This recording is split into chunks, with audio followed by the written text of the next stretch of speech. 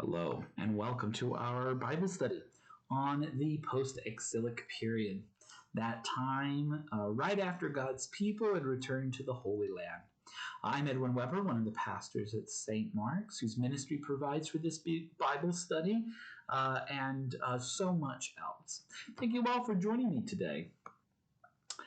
We are going to be turning a page, so to speak, in this Bible study. We're moving on from the post-exilic writings of Ezra and Nehemiah, and now we're turning our focus to the post-exilic prophets. Some of you may be familiar with this. The Bible categorizes different books within it based in part on what you might call their genre. In this way, Ezra and Nehemiah are in one camp, and the prophets Haggai, Zechariah, and Malachi in another. Ezra and Nehemiah are both considered writings in the Hebrew Bible. Literally, the word writings, ketuvim in Hebrew. And the prophets are, of course, the prophets, or nevi'im in Hebrew. So we have ketuvim and nevi'im in these two different sections. Now, these divisions between the prophets and the history, at its heart, is really just a categorization. There's not one that's better or more reliable than the other. They're mostly just a different type of style. The writings and the prophets, they're just structured differently. And they're even organized differently in the Jewish Bible. But one isn't necessarily inherently better than the other. They're just different. And if you remember, this Bible study is intended to provide you with a variety of different perspectives because there wasn't one single authoritative voice speaking in this time. Now, on the point of the different organization of these books between the Jewish and Christian Bible, I need to offer an apology. Last week, the video I uploaded contained chapter and verses from the Jewish Bible, which is structured differently than the Christian Bible. I hope that you didn't have too much difficulty finding your way around Nehemiah, but I apologize all the same. In this video and all future videos, all chapter and verse numbers will be according to the NRSV, the New Revised Standard Version, just because that's probably what we are most familiar with and ease of use. I was using a Jewish resource in part of my preparation, and that's why I got the chapter and verse numbers from the Jewish Bible. It's important, nonetheless, for us to remember that things are different. This is a great teachable moment for us. Many different people of different faiths use the Bible. And the divisions of chapter and verse, as well as even just the order that the books appear in the Bible, is a later development of our Scripture. Consequently, there are many different variations of the text that we call the Bible. In particular, among our Orthodox and Catholic Christians, they have certain books in their Bible that we don't have in our Bible. You may notice that sometimes, especially if you have worshipped in a Roman Catholic or Orthodox community before. We also, of course, share the Hebrew Bible. We often call it the Old Testament, but the Hebrew Bible with our Jewish siblings, of course. And like I've mentioned, they have their own ordering and division of the text, something that we should keep in mind when we are in dialogue with interdenominational and interfaith partners. Now, with that out of the way, let's turn now to the prophets, the post-exilic prophets, and the specific witness that they provide us to further our conversation about this period of restoration in the life of God's people. So when we read Ezra and Nehemiah, we hear the name of two prophets, specifically, who were engaged in a ministry during this time, Haggai and Zechariah. Just like when we read Kings or Chronicles and we hear about Isaiah, and then also have the ability to pick up the book with his name and read his actual prophetic writings, we too can get multiple perspectives on these two prophets. However, the details on who Haggai and Zechariah are is really quite scant. There are no details really there in Ezra and Nehemiah. They're just sort of mentioned by name. They're both mentioned sort of in connection with the temple rebuilding project, but not explicitly. Um, they are, like I said, they're just engaged in this prophetic ministry during the same time that Ezra and Nehemiah were around. Picking up the prophetic books and actually reading them, we get a really good idea of who these prophets are and what's perhaps important to them. So Haggai is the first that we're going to look at. His book is very, very short, only 2 chapters. And I'm going to invite you, if you want, to just read the whole book of Haggai. It should only take you no more than 10 minutes, I suspect. There's just 2 chapters there. But what's really cool is you can read the whole book in one sitting very easily and get a whole big picture perspective of Haggai, his ministry, and what is important to him. So hopefully you can get really, really well acquainted with him and his writing because it's so short. It's really easy. In fact, all of these are relatively short. They were all bound together in one Jewish scroll, sometimes called the Scroll of the 12. The shorter books in the Old Testament weren't given their own scrolls, but were collected together. So Haggai, Zechariah, Malachi are in the same scroll, so to speak, with Joel and Amos and other of the minor prophets. Now, one of the first things I want to mention about Haggai is his name. Haggai comes from the Jewish root hig, which means literally to make pilgrimage. And interestingly enough, it shares a common root with the modern Arabic word Hajj, right? Haggai, Hud, Hajj, they really all have the same root. And you might be familiar with the word Hajj. That is the Muslim pilgrimage to Mecca, right? So Hajj, Hig, Haggai, all meaning, to make pilgrimage. And so Haggai's name, therefore, is a direct reference to the Jewish practice of making pilgrimage to the temple in Jerusalem. And then there were these various pilgrimage festivals that were held. Passover is probably the one that's most well known. Sukkot or Booths is another, and so is a Pentecost. So these were really important festivals. When in Josiah's day they said all worship has to be at the temple. So ever since then, people have been gathered there. Well, what do you do when the temple is destroyed? So if Haggai's name is to make pilgrimage, we probably shouldn't be all that surprised that Haggai's main focus is about that place to which the people would have made pilgrimage if it was there, the temple. So Haggai's focus is indeed, like Ezra, very much so, is on rebuilding the temple. That is what he is about. That's what his focus is. He uses a number of images that are temple focused. We have a pretty good idea that he was probably around the temple grounds. He probably had good relationships with the priests. We get this witness from Ezra and Nehemiah. And so it's been speculated, it's possible, that Haggai might have been originally a priest who turned prophet.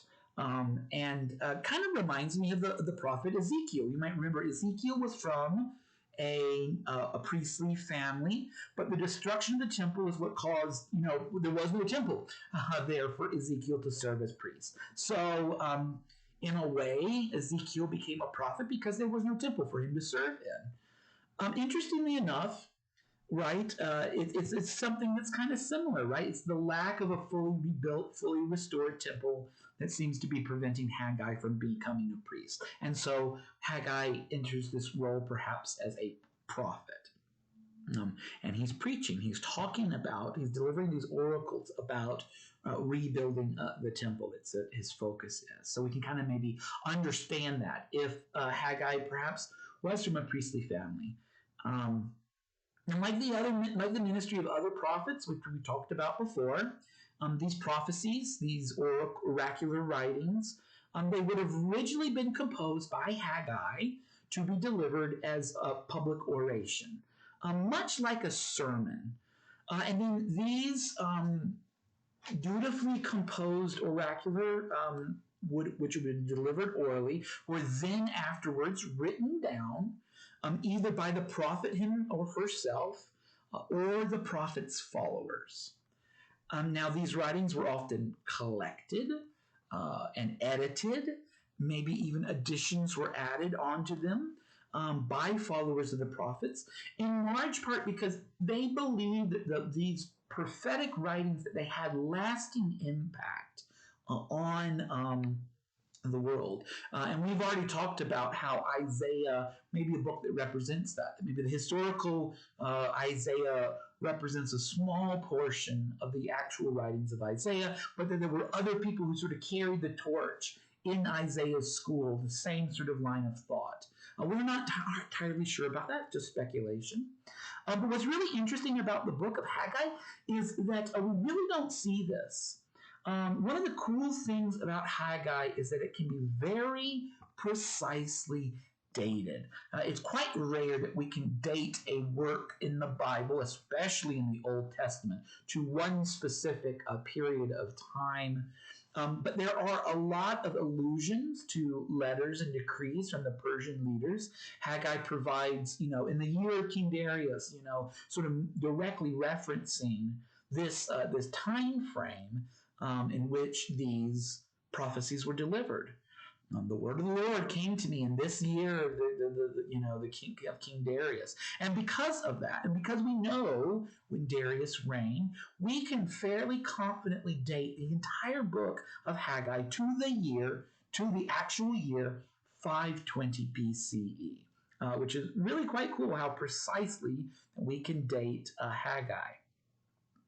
Of particular interest is the fact that Haggai includes an appeal to Zerubbabel, the governor, and to Joshua, the high priest. And if you remember from the book of Ezra, those were the first leaders that came to Jerusalem on the initial return of God's people from exile. So Haggai is delivering these prophecies in the very earliest days of God's people being back at the very beginning of this reconstruction. And specifically, Haggai mentions that blessings from God, that they start to flow once the temple reconstruction has started to commence. Interestingly enough, Haggai never mentions that the construction is completed. It seems to be that the finished work of the temple lies outside of Haggai's focus. So it's interesting is when we read Ezra, we really get it from the beginning, the conflict with the neighbors, the delay in the rebuilding of the temple, and the final conclusion of finishing the temple and dedicating it. Most of Haggai, well, I shouldn't say that, the first Haggai's initial prophecy, his initial oracle, clearly was delivered before construction on the temple had even started. What we'll see, later in Haggai's oracles is that it would appear that construction has begun, but it definitely has not been finished. So Haggai is really a short book, 2 chapters, gives us really specific witness to the prophetic ministry of Haggai in the very earliest days of God's people return to Jerusalem. Now, Haggai's main focus is on, I like to think at least, it's a question of priorities. What is to be the priority for God's people as they engage in their rebuilding efforts? So I want you to imagine for a moment, I want you to imagine a community that's been devastated following a natural disaster. We've seen pictures of the terrible, terrible destructiveness that we see sometimes after those situations. So maybe imagine to yourself the aftermath following the tsunami in Japan, or those images that we see sometimes of massive hurricanes in the southeast. I think in particular, Katrina is something that's vividly in my mind. Or you can think about the fires that we have out here in the West, pictures of Malden after it was burned. So imagine for yourself a community, the total devastation of your community. Imagine the total devastation of the place that you call home. And not just that, but imagine that 90% of everyone who used to live there either died in the natural disaster or they chose to move elsewhere and to rebuild, instead of rebuilding, right? So you only have about 10%, this remnant that is left. You are part of them. Here's my question. How do you decide what you're going to rebuild? What do you choose to rebuild first? What are your priorities? And why? This is the area that Haggai really re-enters, right? Early, so God's people are getting back. It's devastation. It's ruins. There's no temple. There's no walls. There's no home. There's nothing. So what are they going to rebuild? What is the priority and why? Now, these, of course, are the kinds of questions that God's people were asking themselves. And just like it would be today, there were, of course, many different opinions about what should be prioritized. Haggai makes his perspective really, really clear, though, right? The highest priority for Haggai ought to be the rebuilding of the temple. But I think it's important for us to ask, why? Why was this so important to Haggai? And not just to Haggai, but clearly to a number of religious and political leaders in the day. We know that Ezra is all about rebuilding the temple. Nehemiah isn't quite so explicit, but it's very, very clear that he is also in favor of rebuilding the temple, and it was a high priority. The only real reason I suspect that Nehemiah sets about rebuilding the walls is because the temple had already been rebuilt to some fashion. So when we ask this question, why this is so important to Haggai, one thing that's, of course, really important is that we certainly can't overlook his devotion, his spiritual and true faithful dedication to God, and that feeling of obligation that we sometimes feel, which is that we ought to put God first in our lives. Now, maybe when we read this, it's kind of difficult because maybe it sounds like Haggai is saying that he wants the temple fully rebuilt, fully restored before anything else. And that's a very cursory way of understanding what Haggai is saying. I don't think that is what Haggai is suggesting. Remember, for example, he's mostly focused on getting the work started, and is a lot less. And he seems that his ministry ended once the reconstruction efforts got started, not at their completion, but just getting it going. One time I've read this before and being like, geez, Haggai, they don't even have homes built. But that's not exactly true. Of course they would have traveled with tents, so there was at the very least some shelter of some sort for them, even if they hadn't built actual physical permanent dwellings yet there in Jerusalem. But it's also important, the language that Haggai uses isn't about having homes built. He uses this phrase, wooden paneling, which is to suggest it's not about shelter. If God's people are having time to decorate their homes in what essentially is an extravagance, a furnishing, then they ought to be able to find motivation to at least start the temple reconstruction. Given the historical contexts we've learned about as we studied Ezra and Nehemiah, and the fact we know that the Persians allotted resources to the effort to rebuild the temple, what does it mean to have received goods for a project that has in fact been neglected? So I wonder if that is part of Haggai here. He's going like, hey, we're receiving support from the emperor to do this work that we're not doing. Why is that? Why is the focus on building fancy homes for ourselves? Now in the end, at least when you read Haggai's book, Haggai again, the authors are all going to paint themselves perhaps in the best possible light. Haggai attributes his first prophecy with gaining the momentum to actually start the project of rebuilding the temple.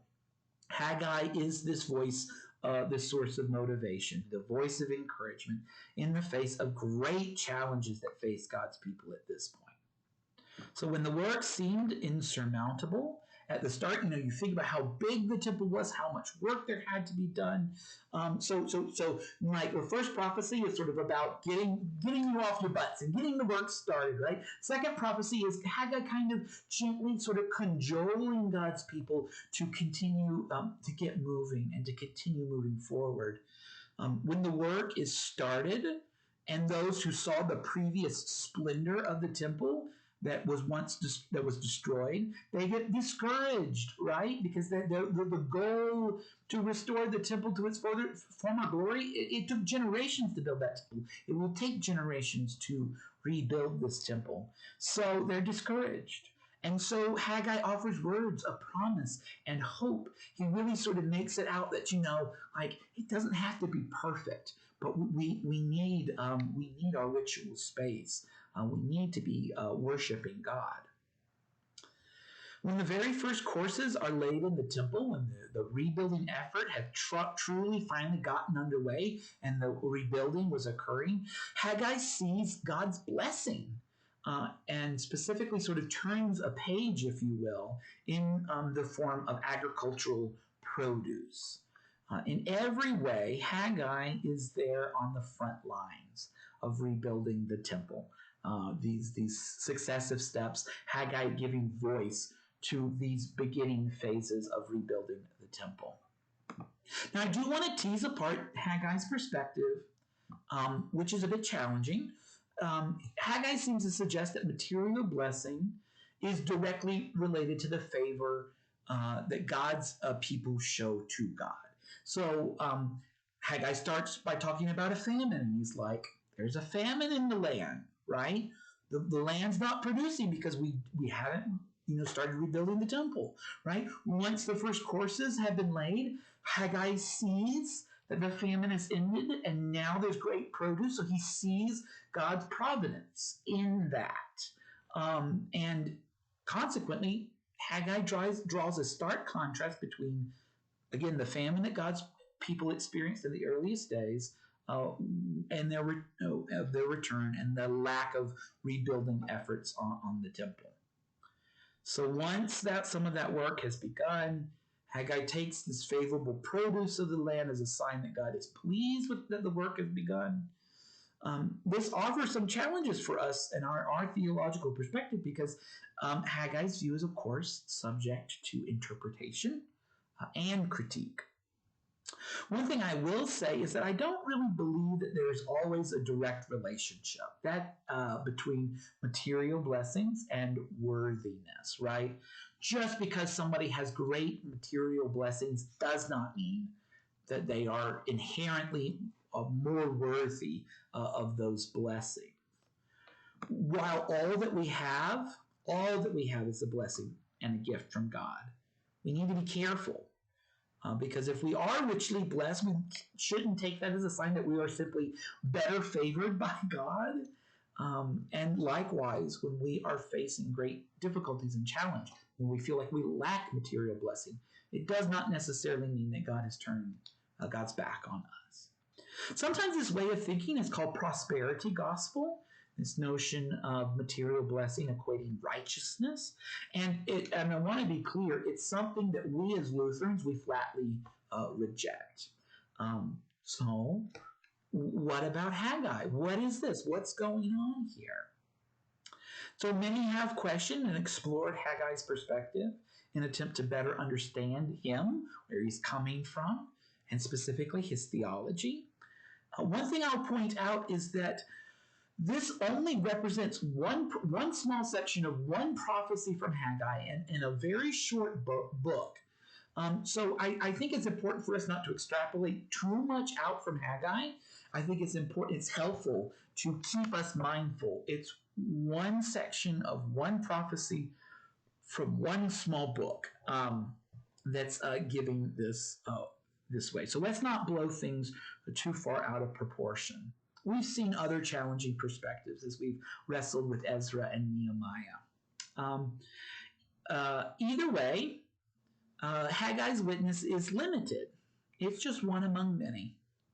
And we have to, this Bible study is literally structured to have all the writings and the prophets of this period as much as we can, to be in dialogue with one another. And we will continue to do that as we explore this period of history. What's interesting, when we get to Zechariah, you'll see this. Zechariah is the one that has a really different perspective here in many ways. And it's important to remember, different opinions. This is a complex period of biblical history. And so we should sort of, I think, read Haggai, interpret Haggai as best we can, and also interpret it in relationship to the other body of literature in our Bible from this time. Now, one way of seeing this perspective of Haggai is that Haggai might be speaking about a unifying symbol of the Jewish people, which certainly would have been the temple. If identity is a key issue during this period of time. God's people were regathered from the scattered remnant. They were such a small people that indeed finding a unifying goal that all the people could get behind, they could work together, it would be key to rebuilding the people, and not just a nation, just that unity, having a shared commitment. It's just totally in line with the perspective of Ezra and Nehemiah. They both sought their own unifying building project to gather the people together. Ezra is kind of with Haggai on the rebuilding of the temple. Nehemiah, we remember, is focused on rebuilding the walls of Jerusalem. Either way, they've got their building projects to try to unify the people, to increase Judah's standing among the nations. Now, if this is where Haggai is coming from, that his idea is that this unifying project will bring God's people together, and all the other issues like agricultural produce, those things will follow. They'll fall into place once the temple is restored, once unity is restored.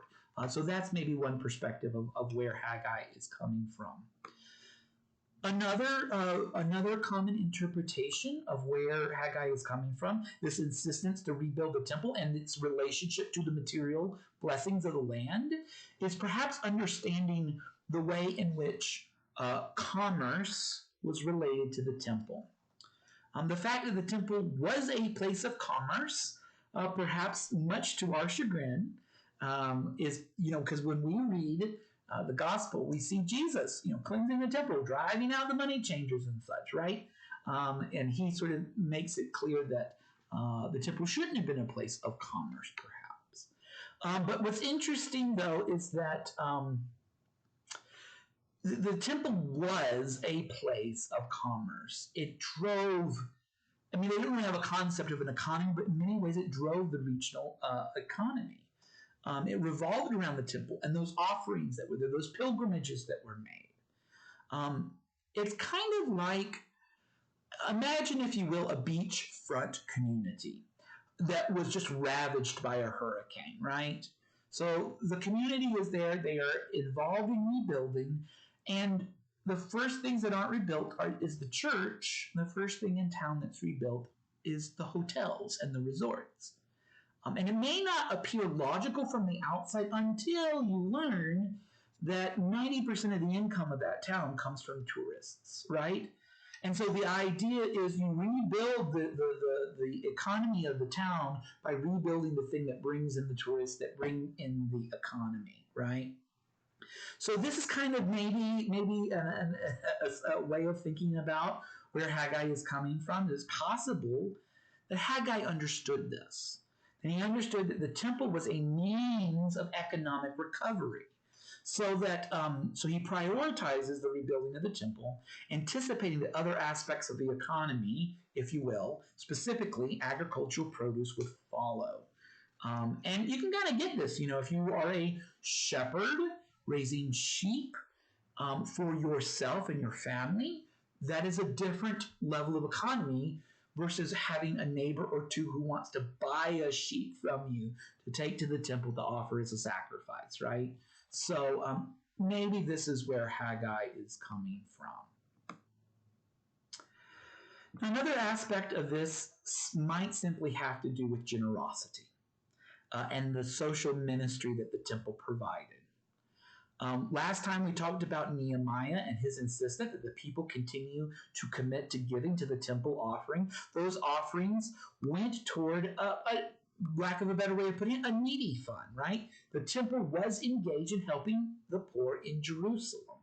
So perhaps Haggai's perspective is that, well, if we restore the temple and the temple service, both worship, all the temple services, both worship and social, we might see that the people would be greater supporting one another, giving that helping hand to the people in need. And believe me, there definitely would have been a lot of people in need during that time. Again, there was that famine initially when God's people returned.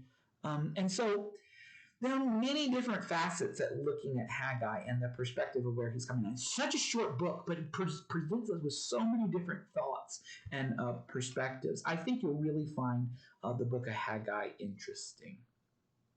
But for now, I want us to turn to the book of Zechariah, to our second of the two prophets we're going to look at today. Zechariah is a longer book. So it's as long as Nehemiah is. So we're going to look at it, we're going to look at about half of it today and look at the other half of it next time.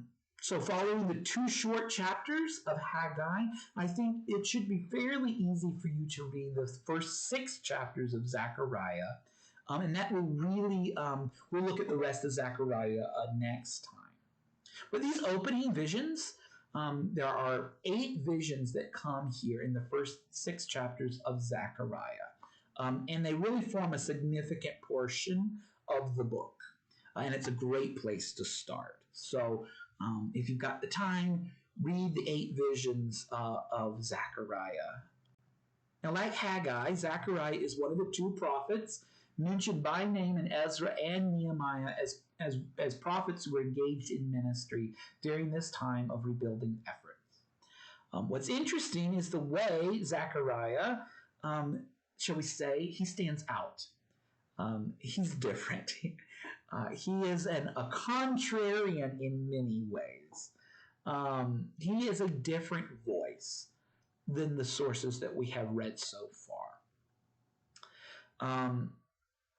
All the other books that we've read so far, they've got something concrete that represents rebuilding, restoration, right? It's the temple or it's the walls of Jerusalem. Zechariah, especially in these early visions, is a voice of disillusionment. Disillusionment with all of these various notions. Basically saying that restoration is going to happen, when these things are accomplished, right? And God's people longed for it. And so Zechariah is a contrarian. He's disillusioned. He's a different voice. But he's also trying to, in part, reframe the conversation about where God's people are, where they're going, and the actual goals they set. So imagine this, right? Ezra's perspective on exile and the return is something like this. Well, if we just rebuild the temple and dissolve all the foreign marriages, then everything is going to be perfect. Everything's going to go right. Nehemiah's perspective is something like, well, if we just rebuild the walls of Jerusalem and observe the Sabbath rigorously, everything's going to work out in the end. Haggai's perspective is something like, well, if we just get started on rebuilding the temple, then all our agricultural produce is going to take off. These 3 voices have a counterpoint in Zechariah, again, who has this more disillusioned perspective. Zechariah is not caught up in those external things, and he's a lot more about the present moment than some perfect future. Zechariah, I think, helps us understand a deep truth, which is that we can be divorced from reality by being distracted by an ideal past or be distracted by an ideal possibility. Daniel Smith Christopher, when he talked about Zechariah and these other books of the Post-Exilic period, notes that for many, say, who have relocated, immigrants, They think so fondly back to their home country, right, to the old lands, right, and to their children and to their grandchildren. They tell about this, how wonderful and nostalgistic, and it's, really quite sentimentalized. Then when those children or grandchildren, and they go and they visit, when they go to the homelands, they get there and they say, it's nice, but it's not all that, that Grandpa cracked it up to be. We tend to think of things in grand terms. If only I get that new job, everything's going to be great. If only I get into my dream school, everything will be awesome. If only I whatever, right? And how often do we achieve that thing and discover that it's not as grand as we all thought it to be? This is the voice of Zechariah. He's almost saying, like, we could be losing sight of what God's doing right now. If we say that God's blessings are going to come once we got the walls rebuilt or once we got the temple rebuilt, we're like losing sight of maybe what God is doing in our lives right here and right now, right? We don't have to wait for a Messiah to come and conquer and reestablish the kingdom of David on earth, right? Like, God is here and present now in this moment. I want you to think back to 2nd Isaiah. Remember all of those, that middle section of Isaiah is addressed to a people who live in exile. And he's given them hope, this vision of what the end of exile will look like. And the vision given in Isaiah is grand. It's over the top. Mountains are supposed to be made low, valleys raised up, fountains spring forth in the desert, and a highway is made straight through the wilderness. God leads God's people home. And then everything was supposed to be hunky-dory. And yet, that is not what happened. God's people were released from exile. They were returned to their homeland. But there were so many struggles. There was famine. There was disagreement. There was religious strictness. There were external adversaries that seemed that all they wanted was ill of the people of God from day one. And just rebuilding the temple or just rebuilding the walls of Jerusalem did not fix all the problems that Judah faced. In this way, Zechariah enters the picture. A voice that spoke to his people, to a people who were disillusioned with the way things are. Now, one of the big things that Zechariah seems to critique is this notion that some new king would emerge and lead God's people to freedom, to independence, to throw off the yoke of foreign oppression. We are perhaps in part familiar with this notion of Messiah. Messiah, of course, literally meaning the anointed.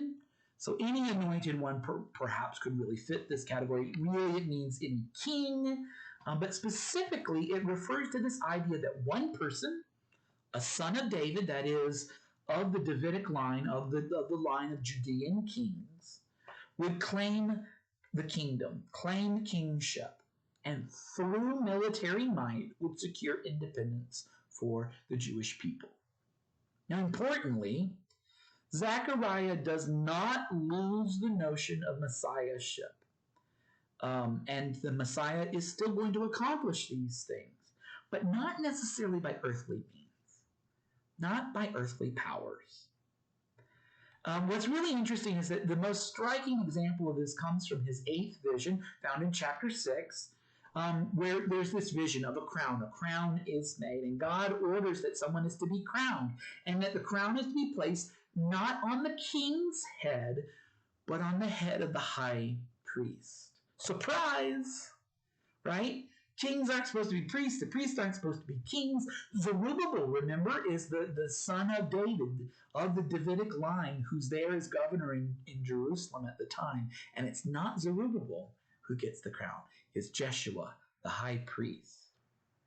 It's probably not what most of Zechariah's audience was expecting when they heard this prophecy, this vision shared with them for the first time. Now, we are going to continue to talk about Zechariah and this emerging notion of Messiah, especially as we turn our eyes towards Malachi. Next session, we're going to really sort of dive into that really deeply. But this is where I'm going to end things for now. Thank you so much for joining me. I look forward to seeing you on Thursday evening if you're able to join us. And until we see each other again, peace be with you.